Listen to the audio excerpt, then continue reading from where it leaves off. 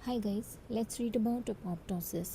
सो जब भी हम जनरल पैथ पढ़ते हैं एक क्वेश्चन जो हमेशा पूछा जाता है वो है apoptosis and its mechanism. So basically apoptosis होता क्या है? It's a method of cell death. Cell death जो है दो तरीके से हो सकती है, आइदर ड्यू टू अपोप्टोसिस जो कि आज का हमारा टॉपिक है, और it could be due to necrosis. So necrosis की बात हमने दूसरे वीडियो में करी है, please you can just check that out. So अगर हम अपोप्टोसिस की बात करते हैं तो it's a method of cell death जो कि मोस्टली फिजियोलॉजिकल कंडीशंस में होता है, जैसे एम्ब्रियोजेनेसिस हो गया या फिर हार्मोन डिपेंडेंस की वजह से हो गया।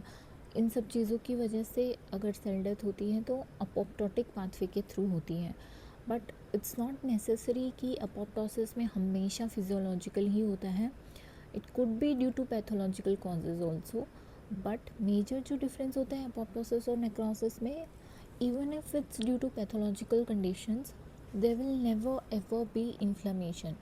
सो इन्फ्लेमेटरी रिस्पॉन्स कभी भी नहीं होता है अपोप्टोसिस में, और ये एक मेजर डिफरेंस है बिटवीन अपोप्टोसिस एंड नेक्रोसिस। क्यों नहीं होता है इन्फ्लेमेशन? बिकॉज जो सेल मेम्ब्रेन की इंटेग्रिटी है वो मेंटेन रहती है अपोप्टोसिस में।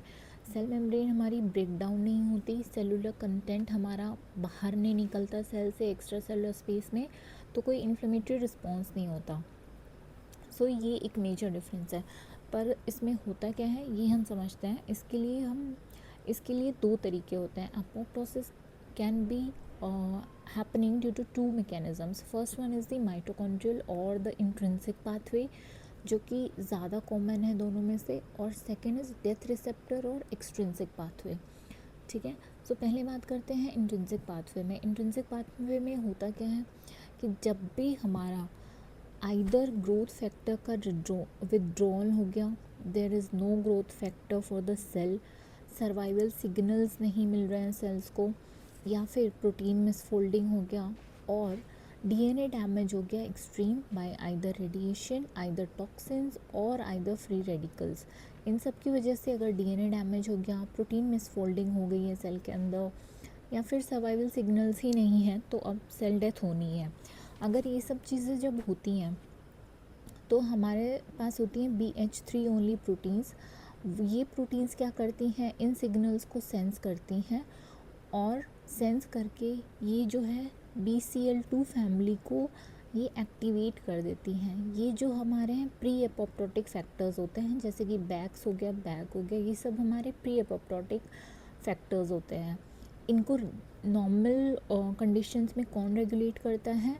एंटी अपोप्टोटिक फैक्टर्स, जैसे कि BCL2 हो गया, BCLXL हो गया, ये सब चीज़ें नॉर्मल स्टेट में इनको एक्टिवेट नहीं होने देती। बट अगर हमारे पास ये सब चीज़ें हो रही हैं तो ये BCL2 फैमिली इफेक्टर्स जो कि बैक्स एंड बैक हैं, ये एक्टिवेट हो जाएंगे।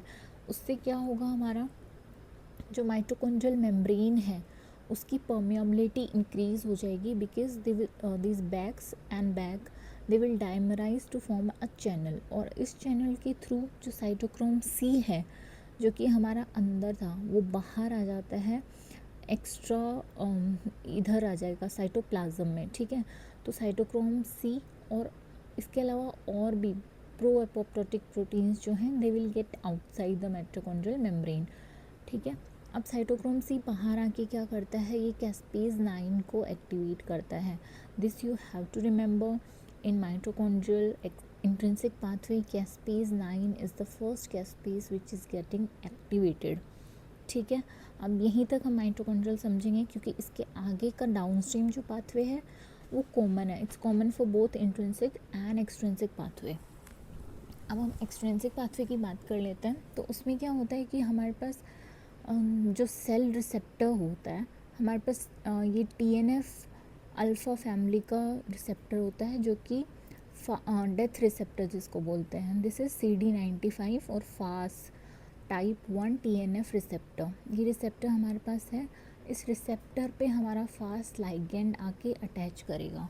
तो जब हमारा फास्ट लाइगेंड जो है फास्ट रिसेप्टर पे आके अटैच करेगा, होगा क्या कि there will be a cross linking between Fas and Fas ligand, और उसकी वजह से इनका अप्रॉक्सीमेशन होता है सारे प्रोटीन्स का। उसके बाद क्या होगा कि ये फास्ट बाइंडिंग हो गया तो it will bind to adapter protein, और जिसकी वजह से हमारा कैस्पेस 8 एक्टिवेट होगा। तो you have to remember this कि एक्सट्रिंसिक में हमारा कैस्पेस 8 एक्टिवेट हो रहा है और इंट्रिंसिक में कैस्पेस 9 एक्टिवेट हो रहा है। ठीक है, अब ये इनिशिएटर कैस्पेस एक्टिवेट हो गए, उसके बाद डाउनस्ट्रीम पाथवे जो होता है दोनों का सिमिलर होता है।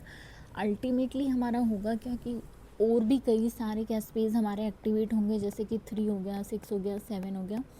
ये सब कैस्पेस एक्टिवेट होने के बाद करवाएंगे क्या, दे will B basically nuclear fragmentation, nucleus का जो है फ्रेगमेंटेशन हो जाएगा, और उसके अलावा दे will B breakdown of proteins and cytoskeleton. तो जो हमारा सेल का स्ट्रक्चरल सपोर्ट है वो टूट जाएगा। उसके अलावा क्या होगा, उससे क्या होगा, ultimately they will be formation of these apoptotic bodies.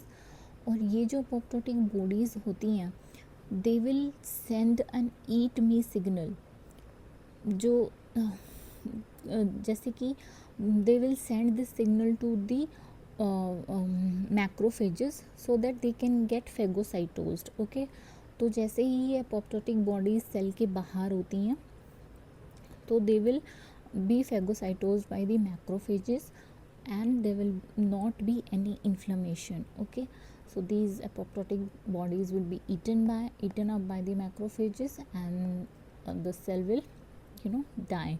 Okay, so there will not be any inflammation. so ऐसे हमारा apoptotic pathway जो है एक्ट करता है through 2 different mechanisms, intrinsic and extrinsic.